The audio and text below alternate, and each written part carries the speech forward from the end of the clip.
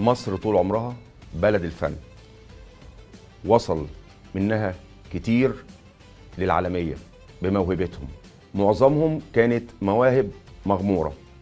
احنا جينا لكم عشان نكتشف المواهب المغمورة اللي هي مش عارفة توصل وتطلع للنور. هناخدها نثقلها ونعلمها من خلال مودرن استوديوز بالتعاون مع نقابة المهن الموسيقية لاكتشاف جيل من المواهب، والكلام ده كله اللي هيحكمه موهبتك.